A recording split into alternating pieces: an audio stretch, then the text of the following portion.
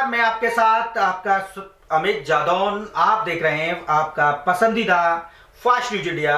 आज मेरे साथ हमारे स्टूडियो में उपस्थित घुमंतू जातियों के समाज सेवी युद्धवीर सिंह मेरे साथ उपस्थित हैं, जो ऑल इंडिया विमुक्त जाति सेवक संघ 1952 रजिस्टर्ड संगठन के वाइस चेयरमैन व सोहेल देव भारतीय समाज पार्टी के प्रदेश उपाध्यक्ष, डी&टी फाउंडेशन के पूर्व राष्ट्रीय कार्यकारी अध्यक्ष रह चुके, आज हमारे साथ हमारे स्टूडियो में उपस्थित हैं। आपका बहुत बहुत आज हमारे स्टूडियो में आपका बहुत बहुत स्वागत है युद्धवीर सिंह जी। आपसे मेरा सबसे पहला और तीखा सवाल, सबसे पहले डी&टी क्या है? डी&टी डिनोटिफाइड नोमैडिक ट्राइब्स, ये देश की सर्वाधिक गरीब जी जनजातियां हैं जी, जो सामाजिक और आर्थिक रूप से पिछड़ी भी हैं और शैक्षणिक रूप से भी बहुत पिछड़ी भी हैं। इन जातियों के उत्थान के लिए हमारे देश की सरकारों ने काफी आयोग बनाए, लेकिन सिर्फ वो आयोग कागजों में रहे। उन आयोग के लिए यानी वो हवाई रहे आज तक। जी जी बिल्कुल जी। आयोग बनाए गए, लेकिन कोई बजट आज तक नहीं दिया गया उनको। जैसा कि अच्छा, नाम के लिए, काम के लिए कुछ नहीं जी, काम के लिए कुछ नहीं। बिल्कुल।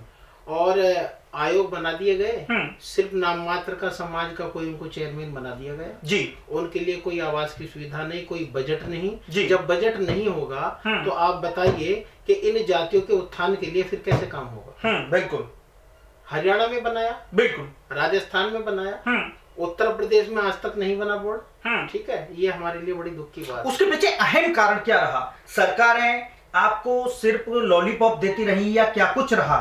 और जब इलेक्शंस आता है तो इलेक्शंस के समय पे तमाम मुद्दे सरकारों को ध्यान आते हैं। नहीं, बात आपकी ठीक है, मैं मानता हूँ, लेकिन सबसे बड़ा कारण सिर्फ यही रहा कि कुछ लोगों के दिमाग में तो ये बात है कि अरे भाई, ये लोग घूमने वाले लोग हैं, इनका ना कोई वोट है। अब नेताओं को तो वोट चाहिए ना, अब इनका वोट नहीं है, जबकि ऐसा नहीं है। डॉक्टर भीमराव अंबेडकर जी ने जो शेड्यूल कास्ट का आरक्षण दिया, ओबीसी का आरक्षण दिया, एससी और ओबीसी और शेड्यूल ट्राइब, इन सब को मिलाकर ये डी&टी बना। तो ये लोग कुछ पढ़ लिख लिए, अच्छी अच्छी नौकरी पे भी हैं आज की तारीख में, लेकिन आज भी हम भी घूमे काफी बस्तियों में, विभिन्न प्रांतों में हम लोग घूमे, ये लोग आज भी, इनके पास सर छिपाने को छत नहीं है इनके पास। और कुछ राजनीतिक दल कहते हैं बिजली का बिल कम करेंगे, इनके पास तो बिजली का मीटर तक नहीं है। जब इनके पास आवास, और लोगों के पास आवास है, लेकिन इनके पास, इनको कहते हैं टपरीवास। ये तो टपरी में रह रहे हैं, आवास तो है ही नहीं, झोपड़पट्टी में रहते हैं लोग। इनके पास तो बिजली का कोई कनेक्शन तक नहीं है। कहीं सड़क के किनारे रहते हैं, कहीं ट्रेन के जो लाइन होती है उनके किनारे रहते हैं। तो आजादी के 75 सालों के बाद भी आज हम इस रूप में इस भारत को देख रहे हैं, तो ये सरकारों के ऊपर करारा तमाचा है। ये उन्हें सोचना चाहिए कि इतनी योजनाएं गरीबों के नाम पर बनती हैं, उन योजनाओं का लाभ इस अंतिम पायदान पर बैठे हुए लोगों तक क्यों नहीं पहुंच पा? इस समय मौजूदा सरकार है, वो कहती है सबका साथ सबका विकास। क्या लग रहा है आपको? आप समाज सेवी भी हैं और एक नेता भी हैं। नहीं, बात आपकी ठीक है, सबका साथ सबका विकास। देखिए, नारों से कुछ नहीं होता है। नारे तो देखिए सिर्फ राजनीतिक दलों को बैनर झंडों पर सजाने के काम में आते हैं। उनका कितना इम्प्लीमेंट होता है, ये तो वहां उन लोगों के पास पहुंच के देखिए ना आप, कि सबका साथ सबका विकास। आज भी देश के अंदर जो डी&टी के अंदर शेड्यूल कास्ट जातियां हैं, जिसको हम एसएनटी बोलते हैं जी, शेड्यूल नोमैडिक ट्राइब्स जी, उन जातियों का कोई भी देश के अंदर नेता नहीं है, कोई एमपी नहीं, कोई एमएलए नहीं, कहीं कोई उनकी सुनवाई नहीं। डी&टी के नाम पर मैं मानता हूँ हमारी ओबीसी जातियां जो हैं वो ज्यादा सक्षम है। वो राजनीतिक मैदान में भी हैं और एमपी भी हैं, एमएलए भी हैं, बोर्ड में मेंबर भी हैं, पार्षद भी हैं। लेकिन जो अनुसूचित जातियों के अंदर जो ये जातियां हैं, विमुक्त जाति, घुमंतू जाति, इनको कोई लाभ नहीं मिल पा रहा है। नहीं, इसके साथ आप राजनेता भी हैं। यहाँ ओम प्रकाश राजभर जी के साथ आप आए, उसका क्या कारण था कि ओम प्रकाश राजभर जी? देखिए, माननीय ओम प्रकाश राजभर जी को जहां तक मैंने उनका विचार भी सुना है, यूट्यूब पर भी और चैनलों पर भी, उनके अंदर इन घुमंतु जातियों के प्रति कुछ प्रेम है, लगाव है, और वो उनकी स्थिति को समझते हैं। अच्छा, तमाम जातियों को उंगलियों पर इस तरीके से गिन देते हैं। ये देश का एकमात्र नेता ऐसा है माननीय ओम प्रकाश राजभर जी, जो बहुत स्पीड से इन जातियों को, वंचित घुमंतु जातियों को उंगली पर गिन लेते हैं। जैसे ऐसे लगता है कि देश का प्रधानमंत्री तमाम चैनल धारक भी कहते हैं तमाम ऐसी स्पीड से जैसे रेल ट्रेन निकल जाती है, उस स्पीड से वो जातियों को वो जानते हैं कि उनकी स्थिति क्या है, उनकी दयनीय स्थिति क्या है, उनकी मूलभूत आवश्यकताएं क्या हैं। तो मैं ये समझता हूँ कि जितने भी राजनीतिक दल हैं जी, समाजवादी उत्तर प्रदेश में समझ लीजिए, बहुजन समाज पार्टी समझ लीजिए, कांग्रेस समझ लीजिए, भाजपा समझ लीजिए, क्या इनकी राष्ट्रीय कार्यकारिणी के अंदर या प्रदेश कार्यकारिणी के अंदर जितनी भी पार्टी हैं, क्या इन्होंने कभी किसी को उसमें भागीदारी दी? किसी भी पद के रूप में किसी भी पार्टी ने नहीं दी। माननीय ओम प्रकाश राजभर जी ने हमारी डीएनटी जाति को जोड़ने के लिए राष्ट्रीय कार्यकारिणी में हमारे माननीय सतीश बंजारा जी को स्थान दिया, राष्ट्रीय महासचिव, और हम इसी बात से प्रेरित होकर इन विमुक्त घुमंतु जातियों को जोड़ने के लिए कि इनका लाभ अगर है, इनकी कोई आवाज उठा सकता है तो माननीय ओम प्रकाश राजभर जी उठा सकते हैं। हम इसी बात से प्रेरित होकर, उनके विचारों से प्रेरित होकर हम स्वयं भारतीय समाज पार्टी में। कहीं नेताजी एक बात मैं फिर कहना चाहूंगा, कहीं ऐसा तो नहीं है कि वो अपनी राजनीति को चमकाने के लिए इस समय तमाम वादे कर रहे हों? जिस समय नेता नहीं होता उस समय तमाम अपने समाज की यादें आती हैं, और जिस समय नेता बन जाता है उस समय समाज की यादें कहाँ भूल जाते हैं वो नेता? देखिए, ऐसा नहीं है कि माननीय ओम प्रकाश राजभर जी भी डीएनटी में आते हैं, राजभर समाज से हैं, केवट, मल्ला, बिन, निषाद, राजभर, ये सब जितने भी हमारे वंचित लोग हैं, और अपना ही अपनों का दर्द समझते। अगर वो नेता बने तो क्या वंचितों की ही समस्याओं का समाधान होगा या सर्व समाज की समस्याओं का समाधान? संपूर्ण रूप से मैं इतना कहना चाहूंगा कि वो जो नारा है ना, जैसा कि आपने अभी कहा था कि सबका साथ सबका विकास, मैं मानता हूं कि वो सबका साथ और सबका विकास के नारे को पूर्ण करते हुए इन जातियों का उत्थान करेंगे और सभी की बात करेंगे, और वो सभी की बात करते भी हैं, ये मैं निश्चित रूप से कह सकता हूँ। कौन करते हैं? माननीय ओम प्रकाश राजभर जी। अच्छा, ओम प्रकाश राजभर जी इन बातों को करते हैं, इतना विश्वास रखते हैं? बिल्कुल बिल्कुल, इतना विश्वास रखते हैं गरीबों के प्रति जो उनके मन में भाव है, वंचितों शोषितों के प्रति जो भाव है। माननीय मुझे तो नहीं लगता माननीय काशीराम जी के साथ जितने भी लोगों ने काम किया और वंचित लोगों के लिए, शोषितों के लिए, मैं समझता हूं उनके साथ जितने भी काम करने वाले लोग। अच्छा, आप सोशल एक्टिविस्ट भी हैं, आपने समाज हित में किन किन राज्यों में आज तक पहुंच पाए और किन किन राज्यों में उनकी आर्थिक स्थितियों को देखा है आपने? देखिए, ऐसा है कि हम राजस्थान में भी गए जी, और उत्तर प्रदेश में भी हम काफी जिलों में घूमे हैं। बिल्कुल, लेकिन जितनी ज्यादा स्थिति मैंने देखा है कि देखिए, मैं तो एक बात और मानता हूँ कि इस देश के अंदर जातियों की जहां तक बात करें तो मैं तो दो ही जाति समझता हूँ, अमीर और गरीब।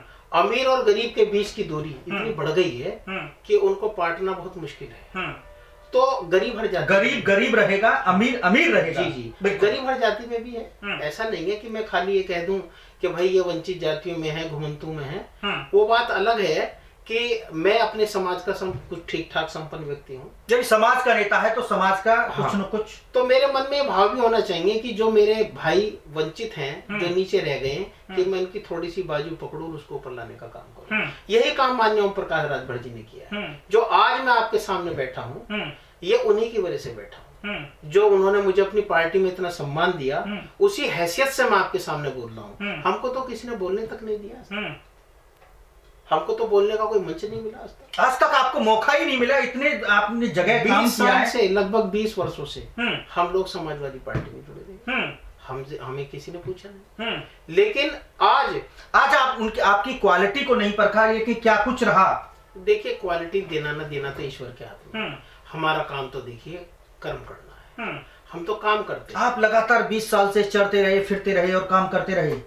माननीय ओम प्रकाश राजभर जी ने इन जातियों को जोड़ा सतीश बंजारा जी के नेतृत्व में। उन्होंने हमको प्रभावित किया और कहा, हम भी उनके विचार सुन चुके थे पहले, तो हमने देर नहीं लगाई। अच्छा, आपके विचार मोदी जी के बारे में कैसे हैं? देखिए, वो भी कहीं ना कहीं मैं आपको वो भी उस पृष्ठभूमि में ले जाना चाहता हूँ। मेरे पिताजी सन 77 में विधायक का चुनाव लड़े थे सहारनपुर से, और वो जनसंघ से जुड़े रहे। जब चुनाव निशान था दीपक, इस पार्टी का नाम जनसंघ था, चुनाव निशान दीपक। उस समय भी 7,500 वोट लिए थे जब कोई जानता नहीं था। बिल्कुल।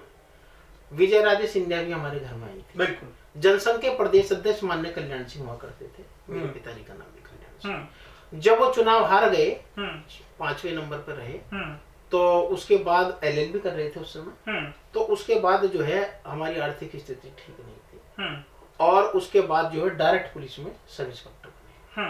19 मार्च 98 में उनका देहांत हुआ, उनकी जगह में लगा।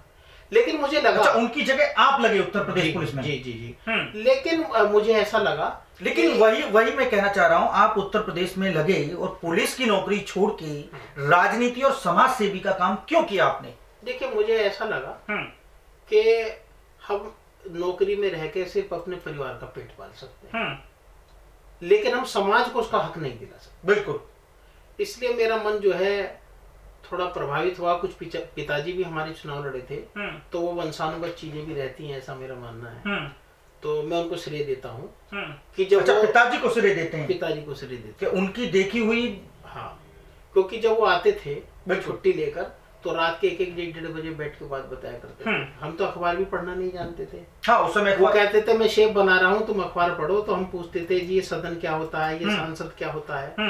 तो वो सब चीजें हमको विरासत में मिली, और उसी से प्रेरणा लेकर हमने सोचा कि नौकरी छोड़ के हम समाज का भला करें। इसमें तो भला होगा नहीं, क्योंकि हम यहाँ सिर्फ नौकर बन सकते हैं, हुक्मरान नहीं बन सकते। हमको हुक्मरान बनना पड़ेगा, तभी हम अपने समाज का भला करें। उसके लिए ओम प्रकाश राजभर को पकड़ा। हाँ, माननीय ओम प्रकाश राजभर जी को भी हमने सीधा नहीं पकड़ा, हम भटकते रहे। नहीं, वो लिंक होता है, एक दूसरे की चैन वाइज चलता है। जी जी। उनकी पार्टी का पीला गमछा, पीला सेट सब कुछ है। जी जी जी। क्योंकि हमारे समाज को तो अलग अलग नामों से जानते हैं ना। भटके जमात, महाराष्ट्र में बोलते हैं भटके जमात। अच्छा, भटके जमात। तो हम भटकते रहे पार्टियों के अंदर, कभी समाजवादी 20 साल से खोजते रहे, बड़े बड़े पदों पे भी रहे। अच्छा, बड़े पदों भी रहे। हाँ, लेकिन उसका कोई फायदा नहीं। जब हमारे समाज की कोई भागीदारी की बात आती है, अच्छा, इतनी पार्टियों में रहे, कहीं चखना वखना का मजा मिला? नहीं मिला? किस चीज का? चखने का? नहीं, चखने की तो कोई बात ही नहीं है उसमें। हम तो सेवा भाव से काम किए ना। सेवा भाव से बहुत सारे, सुनिए मैं एक बात कहूंगा इसमें, सेवा भाव से बहुत सारे लोग काम करते हैं, लेकिन करते क्या है, उसके पीछे का राज क्या है, वो हमने तमाम कैमरों में कैद किया है। लेकिन उसके पीछे की उनकी हालतें बहुत गंभीर हैं, बहुत दयनीय हैं। उस पर क्या विचार है आपका? देखिए, ऐसा है, पद तो सेवा भाव के लिए दिया जाता है जी, कि आप हमारी पार्टी में रहे, समर्पित रह के काम करें। बिल्कुल। और जब हम सत्ता में आएंगे तो हम आपके समाज का उत्थान करेंगे। बिल्कुल, ये सभी पार्टी कहती है। लेकिन हमने उनको इस्तेमाल, लेकिन उत्थान करते कितने लोग हैं? उत्थान हो कब आता है? उन समाज सेवियों के, उन जिन लोगों के नाम पे तमाम तरीके की बातें की जाती हैं। इस समय इलेक्शन का मुद्दा चल रहा है, राजनीति सियासत की जाती है, लेकिन उसके बाद वहां काम कहां हो पाता है? नहीं, मैं आपकी बात से सहमत हूँ। ऐसा नहीं है कि मैं आपकी बात से सहमत हूँ, बिल्कुल, ये बात सच है। लेकिन मुझे लगता है कि माननीय ओम प्रकाश राजभर जी अगर सत्ता में आएंगे, उनके हाथों में ताकत होगी। कितना परसेंटेज चांसेस लग रहे हैं सत्ता में आने? 101% चांस। 101%? डन, गारंटी के साथ डन लग रहा है? निश्चित रूप से कह सकता हूँ। वो कैसे? बस मैं कह रहा हूँ उस बात को। नहीं, कैसे? थोड़ा सा हमको भी तो पता चले। समय कम है, बहुत लंबी बात हो जाएगी। चलिए, ठीक है, शॉर्ट में बात लेना चाहता हूँ। और मुझे लगता है कि सत्ता में आने के बाद हमारे समाज का 100%, 101% विकास करेंगे माननीय राजभर, ओम प्रकाश राजभर जी। आपकी जातियों को देश के नेता क्यों नहीं स्वीकारते? देखिए, कब बहुत अच्छा आपने सवाल किया अमित जी। कभी कभी तो मैं सोचता हूँ कि विभिन्न प्रदेशों में हमारे समाज के लोग काम करते। बिल्कुल। राजस्थान में कांग्रेस ने उनको इस्तेमाल किया, भाजपा ने किया, लेकिन उनको, क्योंकि मैं थोड़ा सा 1 मिनट, क्योंकि वहां होता ऐसा है कि वहां मैं एक पार्टी को टारगेट नहीं करता, मैं सभी पार्टियों को टारगेट करता हूं। जो अच्छे लोग होते हैं, जो सूट बूट में रहते हैं, गाड़ी घोड़े में रहते हैं, बढ़िया वीआईपी कॉलोनी जो होती हैं, उनके यहाँ लोग जाना पसंद करते हैं, उनकी चरण वंदना उनको पसंद करते हैं। और जो हाई प्रोफाइल लोग होते हैं उनके पास जाना पसंद करते हैं, समाज के ठेकेदार होते हैं उनके पास जाना पसंद करते हैं। लेकिन उस झोंपड़पट्टी में, उन गली गलियारों में कोई राजनेता जाना पसंद नहीं करता। बहुत अच्छी बात है, बिल्कुल ठीक कहा आपने। देखिए, मैंने एक स्लोगन भी बनाया था जी, तो मैंने लिखा था, एक दिन मेरा मन थोड़ा व्यथित हुआ, दुखी हुआ, तो मैंने एक स्लोगन बनाया और उस पर मैंने लिखा कि शायद लगता है कि विमुक्त घुमंतु जनजाति के लोग देश की राजनीति के लिए अछूत बन चुके हैं। मुझे ये महसूस हुआ किसी दिन, मुझे लगा ऐसा कि कहीं ना कहीं हम लोगों को जो है खाली इस्तेमाल किया गया है। तो थोड़ा सा मन कभी कभी राजनीति में ऐसा हो जाता है कि कभी कभी स्पीड से दौड़ने लगते हैं और कभी कभी ऐसा लगता है स्लो, एकदम गाड़ी पीछे खिसक जाती है। उसके पीछे कारण सिर्फ ये रहा कि राजनीतिक दल में जो बैठे हैं ना लोग, वो हम लोगों को उस तरीके से राजनीति में सम्मान नहीं देते। सिर्फ इसलिए मन कभी कभी दुखी होकर घर बैठ जाता है, हीन भावना से यार नहीं करना है सब कुछ। बहुत क्या लगता है कभी हीन भावना से देखते हैं? तो वो जो चीज है ना, आज भी आजादी के इतने वर्षों के बाद भी किसी भी राजनीतिक दल ने हम लोग को सम्मान नहीं दिया। क्यों नहीं दिया? कभी बताइए। हम लोग वनवासी, आदिवासी, हम वनवासी को बड़ी चालाकी से इन लोगों ने घुमंतु बना दिया। हम घूमने वाले हो गए साहब, बताइए आप। अच्छा, एक मैंने देखा इस समय मौजूदा सरकार थी, जब ओम प्रकाश राजभर जी अपनी जातियों को यूं उंगलियों पे गिनाते थे तो भारतीय जनता पार्टी वाले कहते कि ये जातियों को हमने ये दे दिया, फलानी जाति, कुम्हार जाति को हमने ये दे दिया, फलानी जाति को हमने ये दे दिया, ढिकानी जाति को हमने ये दे दिया। क्या दिया बताइए? कोई एमपी है? कोई एमएलए है? बताइए। कोई मिनिस्टर है कहीं? कोई विधानसभा अध्यक्ष है कहीं? कोई लोकसभा अध्यक्ष है कहीं? आप बताइए कौन है, कहाँ है?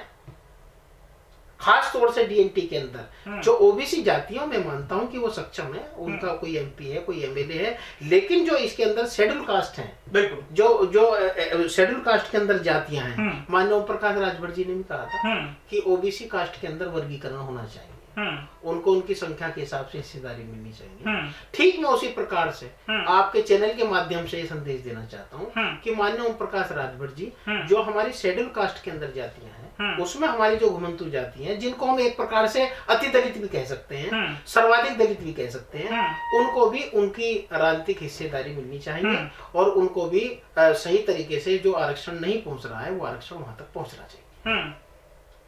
मैं नेताजी एक बात और कहना चाहूंगा, आपके प्रदेश में, आपके समाज के इस तरीके से आज आप कितने लोगों के बीच तक पहुंच पाए हैं? देखिए, जहां तक मेरा अनुभव है कि ये देश बहुत बड़ा है, विभिन्न जातियां हैं इसके अंदर, अलग अलग संस्कृति। आप कितने लोगों के बीच तक पहुंच पाए हैं?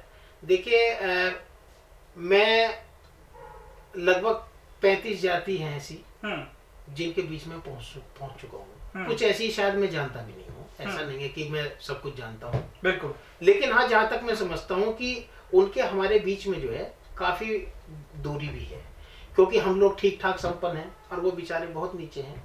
तो जब हम उनके पास जाते हैं तो पहले तो विश्वास ही नहीं करते कि हमारे लोग हैं, हमारे समाज से हैं, हमारे लोग। हमारे पिताजी पढ़ लिख लिए, नौकरी पे लिए, उनकी वेतन से हमारा लालन पोषण हुआ, ठीक है ना, हमारी पत्नी भी सरकारी सेवा में है। तो ये सब चीजें जो होंगी तो उनकी हमारे बीच बहुत बड़ी दूरी होगी, अमीर और गरीब के बीच में दूरी हो गई, ये मान लीजिएगा, ठीक है। तो हम उस तरीके से जो है उनको नहीं ट्रीट कर पाते। लेकिन जो हमारी संस्कृति है, जो हमारी भाषा है, जो हमारे गोत्र है, जब हम उनकी चर्चा करते हैं तब हमें वो स्थान देते हैं कि हमारे भाई। उनकी भाषाओं में जब उनको बोला जाता है, जी, हमारी भाषा भी अलग है, जो आदिवासी लोग हैं बिल्कुल उनकी भाषाएं अलग हैं। तो जब सरकार के लिए, समाज के लिए अभी जी क्या मैसेज देना चाहेंगे हमारे प्लेटफॉर्म के माध्यम से? देखिए, सरकार को मैं यही संदेश देना चाहता हूँ कि जितनी भी सरकारें हैं, राजनीतिक दल हैं, जो मैनिफेस्टो घोषणा पत्र में गरीबों के कल्याण की जो योजनाएं बनाते हैं, उनको सही तरीके से सुचारू रूप से धरातल पर उतारने के लिए उनको भी एक मॉनिटरिंग करनी चाहिए कि ये कहाँ तक योजना पहुंची, क्या इनको लाभ मिल रहा है, नहीं मिल रहा है, ठीक है। तो ये जितनी भी योजनाएं हैं, इनका लाभ मैं समझता हूँ नहीं इतना पहुंच पा रहा है, उनमें धांधली हो जाती है, उनमें रिश्वत ले ली जाती है, ठीक है। तो ये सब चीजें जो है मैं समझता हूँ कि वहां तक नहीं पहुंच पा रहा लाभ, सिर्फ यही कारण है। और जितने भी राजनीतिक दल लोग हैं उनको भी समझना चाहिए कि ये भी इस देश के वासी हैं। इन्हीं लोगों ने मुगलों से भी लड़ाई लड़ी, इन्होंने धर्म की रक्षा की, हिंदू धर्म की, और इन्हीं लोगों ने जो है देश को आजादी दिलाई। 1857 की क्रांति में इन लोगों का बहुत बड़ा योगदान है। ये देश की मार्शल कौम है, ये आजाद कबीले हैं, तो क्या इनको सम्मान नहीं देना चाहिए सरकार? आखिर क्यों? एक तरफ तो कुछ सरकार राष्ट्रवाद का नारे देती है और ये जो मार्शल कौम है, ये जो देशभक्त लोग हैं, तो फिर इनकी याद क्यों नहीं आती? आजकल तो देशभक्त सिर्फ मैं उनकी जातियों का नाम नहीं लूंगा, कुछ ही लोग हैं जो राष्ट्रीय हित में बात करते हैं। 80-20 का नारा चल रहा है, जातियों का तमाम तरीके से पार्टियों ने विभाजन कर दिया है। इस पर क्या कुछ आपका मत? देखिए अमित जी, थोड़ा सा मैं कुछ और आपसे इजाजत चाहूंगा कहने। देखिए, समय थोड़ा कम है पर जब रखिए आप संक्षिप्त में अपनी बात रखिए। मैं थोड़ा सा पीछे जाना चाहता हूँ कि ये जो जातियां हैं, ये गुरिल्ला छापामार मार्शल कौम रही, अंग्रेजों से इन्होंने युद्ध लड़ा, तो अंग्रेज इनसे घबरा गए और बोले यार ये लोग तो बड़े लड़ाकू हैं। तो उन्होंने क्या किया, इनके ऊपर क्रिमिनल ट्राइब्यूनल एक्ट लगाया। जिसको बोलते हैं जुर्म पेशा कानून। ठीक है, आजादी के 75 साल के बाद भी हम लोगों को कानून लगा हुआ है। आज हमको हैबिचुअल ऑफेंडर एक्ट, अब ये बता दिया जाता है ये आदतन अपराधी है। बताइए कोई आदतन अपराधी है देश के अंदर? इन्होंने ठप्पा लगा दिया। तो आखिर क्यों जो माननीय अटल बिहारी वाजपेयी जी ने नारा दिया था साइनिंग इंडिया, उस साइनिंग इंडिया के ऊपर ये हैबिचुअल ऑफेंडर एक्ट एक करारा तमाचा है, शर्मसार कर रहा है भारत को। बिल्कुल। आखिर क्यों हमारी आवाज नहीं जाती? क्या ये सरकारी गंभीर बहरी है? क्या इनको दिखता नहीं है? ये नाम तो टपरीवाज दे देते हैं, घुमंतु दे देते हैं, तो क्या ये जानते नहीं है? लेकिन ये जानबूझ के हम लोग को सम्मान नहीं देना चाहते। ये जो घुमंतु नाम दिया गया है, मैं इसका कड़े शब्दों में विरोध करता हूँ। ये हमको अपमानजनक शब्दों से संबोधित किया है कि हम वनवासी लोग हैं, हम आदिवासी लोग हैं, हमको क्यों नहीं आप आदिवासी मानते? जब हम हैं आदिवासी तो सांस्कृतिक रूप से भी हम आदिवासी हैं, तो क्यों नहीं दर्जा देते आप? हमको घुमंतु क्यों बना रहे हैं? चंडीगढ़ हाईकोर्ट ने भी कहा था कि ये लोग सांस्कृतिक रूप से इनका रहन सहन, इसकी संस्कृति आदिवासियों से मिलती है, इनको ट्राइब्स का दर्जा दिया जाए। वहां नहीं दिया किसी ने ट्राइब्स का दर्जा, क्यों नहीं दिया भाई? तो ये कथनी और करनी में अंतर है। मैं इससे बड़ा दुखी हूँ। सरकारों को भी अपना मन बदलना चाहिए और सोचना चाहिए। जो भी सरकार इन जातियों के उत्थान के लिए काम करेगी, मैं समझता हूँ सरकार सदैव बनी रहेगी। इन जातियों का बहुत बड़ा वोट बैंक है। शायद इसको कल बीजेपी अपना जो नारा बना दे। इस समय मौजूदा पार्टी जो भी है इलेक्शन में तमाम तरीके की घोषणा कर रही है और इसको ही मुद्दा बना दें। देखिए वो ठीक है, आपकी बात मैं मानता हूँ। देखिए उन्होंने ऐसा नहीं है कि प्रयास भी किए अलग अलग प्रांतों में, लेकिन सिर्फ वो दिखावे के प्रयास रहे। उसमें खाने के दांत और दिखाने के दांत और उनमें ओरिजिनलिटी नहीं आई। बिल्कुल, उनमें वास्तविकता नहीं आई। वास्तविकता होती है मन से। अगर मैं कोई बात मन से कह रहा हूँ ना, तो वो दूसरे को, सुनने वाले को लगनी चाहिए कि ये व्यक्ति की बात क्या कह रहा है। माननीय ओम प्रकाश राजभर जी जब बोलते हैं तो हमको लगता है कि वो हमारी बात कह रहे हैं, वो हमारे हार्ट में टच होती है, बिल्कुल हमारे दिल में टच होती है। बिल्कुल। हालांकि मुझे इतना अवसर नहीं मिला कभी इनसे बात करने का। चलिए एक बात, अब लास्ट सवाल ये है, आपके ओम प्रकाश राजभर जी आपके चहेते नेता हैं, तो इस समय क्या कुछ खेला करने वाले हैं और क्या कुछ सरकार अलायंस इस समय समाजवादी के साथ है, तो कितनी सीटें लेके जा रहे हैं? देखिए माननीय ओम प्रकाश राजभर जी को लगभग 18-19 सीटें मिली हैं और मैं समझता हूँ सारी सीटें जीतेंगे। अब की बात लहर है माननीय ओम प्रकाश राजभर जी की और माननीय, लेकिन ओम प्रकाश राजभर जी ने कभी ये नहीं कहा कि मुझे इतनी सीटें दे दी गई समाजवादी की तरफ से। वो तो अपनी 430 सीटों का दावा करते। 430 बिल्कुल ठीक बात है। अरे माननीय ओम प्रकाश राजभर जी, अखिलेश जी अगर मिलकर लड़ रहे हैं तो 403 पे लड़ रहे हैं, पूरे उत्तर प्रदेश में चुनाव लड़ रहे हैं। समाजवादी पार्टी और भारतीय समाज पार्टी में कोई फर्क नहीं है। ये भी सोशलिस्ट लोग हैं, इन्होंने भी माननीय काशीराम जी के साथ काम किया, उन्होंने भी दलित शोषित पिछड़े वर्गों के लिए काम किया। वही उनकी विचारधारा है, उनकी विचारधारा बिल्कुल मेल खाती है। चलिए बताने के लिए बहुत बहुत धन्यवाद। तो हमारे साथ यदुवीर जी, आपका बहुत बहुत आपका कीमती समय हमारे आज फास्ट न्यूज इंडिया को देने के लिए आपका बहुत बहुत धन्यवाद हम देते हैं। देखते रहिए साथियों, इसी तरीके के तमाम लेटेस्ट अपडेट पाने के लिए बने रहिए फास्ट न्यूज इंडिया के साथ। मैं आपसे इजाजत चाहता हूं। नमस्कार।